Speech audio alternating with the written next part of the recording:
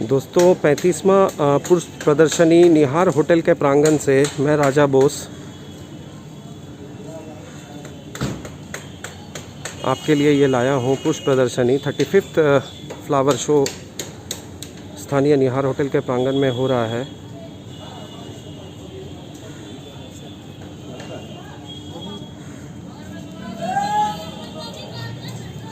आप देख सकते हैं विभिन्न तरह के पुष्प आए हुए हैं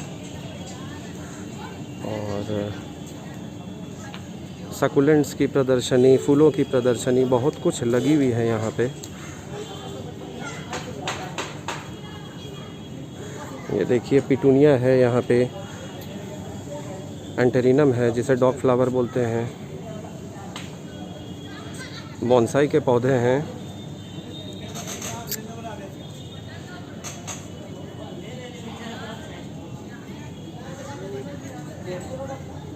कैक्टस है आप देख सकते हैं, और इधर गेंदे की प्रदर्शनी लगाई गई है।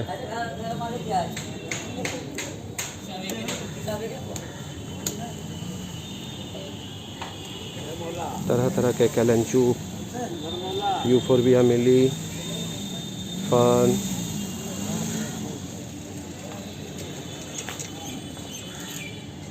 इधर सजावटी पत्तेदार पौधे हैं, बोगनविलिया है। देखिए कितनी खूबसूरत लग रही है दोस्तों बोगनविलिया।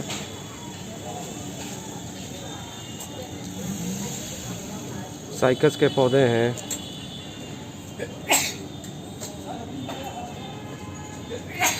फल के पौधे हैं। सर इस पुष्प प्रदर्शनी में आपकी कितनी एंट्रियां आई हैं? मेरी जी एग्जैक्टली तो हम नहीं कर सकते हैं, लेकिन हमको लगता है कि 1 2 3 4 5 7 एंट्रीज आई हैं। और सर आप एकदम बहुत डेडिकेटेड प्लांट लवर हैं, क्या मैसेज देना चाहेंगे भागलपुर वासियों का? क्योंकि मैं देख रहा हूँ विगत कुछ वर्षों से इसकी जो क्रेज़ है वो धीरे धीरे कम की ओर हो रही है। देखिए, अगर फ्लावर के प्रति जी और पौधा लगाने के प्रति लोगों का क्रेज घट रहा है जी, तो शहर के लिए ये चिंताजनक बात है। बिल्कुल सही सर। ये फ्लावर जो फूल जो है जी सिर्फ हमें खूबसूरती ही प्रदान नहीं करता है जी, बल्कि हमारे घर, अगर आप अगर घर में आप शहरी ज़मीन है, बहुत कीमती होता है, बहुत कम होता है, सीमित है जी, तो छत पर आप उसको टेरेस गार्डन के रूप में उसको विकसित कीजिए जी। और इससे क्या होगा कि अगर आप बागवानी छत पर करते हैं पूरी सावधानियों के साथ जी, तो वहाँ पर 5-6 डिग्री टेम्परेचर कम जाता है जी, और पर्यावरण भी वहाँ पर का बहुत अच्छा हो जाता है जी, काफ़ी ऑक्सीजन भी मिलता है जी, जी, जो हमारे स्वास्थ्य के लिए बहुत ही लाभदायक है, जो कि हमने कोविड में देखा सर कि हाँ, कितना दुष्परिणाम हमें देखने दुष्परिणाम हुआ वैसे लोगों का जो चाहे तो किसी पार्क में या किसी में वॉक नहीं करते थे जी, या फूल पत्ती से जिनको कोई शौक नहीं था, जो एयर कंडीशन एनवायरनमेंट में, एयर कंडीशन में रहें जी, तो काउच पोटैटो की तरह, जी जी जी, मतलब कि वो रहे और उनको अटैक किया, कोविड ले गया। जी जी जी, लेकिन जो लोग भी नेचर से करीब रहे, नेचर से, प्रकृति से जो क्लोज रहे हैं, जी, चाहे अपने छत पर ही टेरेस गार्डन डेवलप करके जी, या नहीं तो आसपास में अगर उनके घर के आसपास पार्क है जी, तो सौभाग्यशाली हैं कि वहाँ सुबह शाम वॉक करके, जी, तो ये उनसे उनका जो है ऑक्सीजन, आपका लंग्स हमेशा और हार्ट, जी, ये 2 चीज़ की तो गारंटी है अगर आप इसके रेगुलर हैबिट इसको है। जी जी, तो हम तो शहर के लोगों को कहेंगे जी कि फॉरेन कंट्रीज में तो यूरोप और न्यूयॉर्क, अमेरिका, इस सब में टेरेस गार्डन डेवलप करना कंपलसरी कर दिया गया है। जी जी जी, मैं नेट पर देख रहा था कि ऊपर से जी, जितना भी टेरेस गार्डन है उनका छत सब है जी, वो खाली नहीं है जी, बल्कि हरा भरा है। बिल्कुल।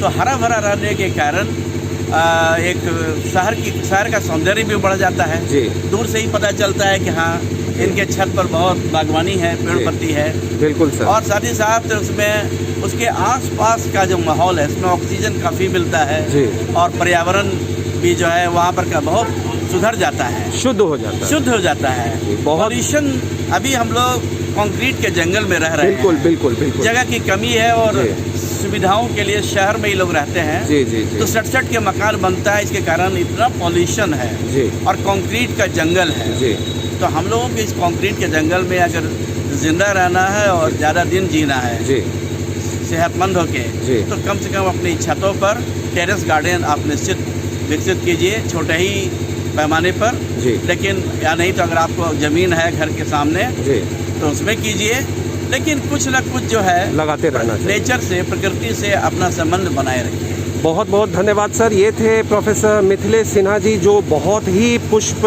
प्रेमी हैं और बहुत सालों से दोस्तों इस प्रदर्शनी में आते रहते हैं और प्राइज़ जीतते रहते हैं। आप देख सकते हैं कि कितने ही सारे इसको प्रदर्शित किया गया है। धन्यवाद। मेरे चैनल को देखते रहिएगा, सब्सक्राइब कीजिएगा, लाइक कीजिएगा, शेयर कीजिएगा। मैं राजा बोस, धन्यवाद।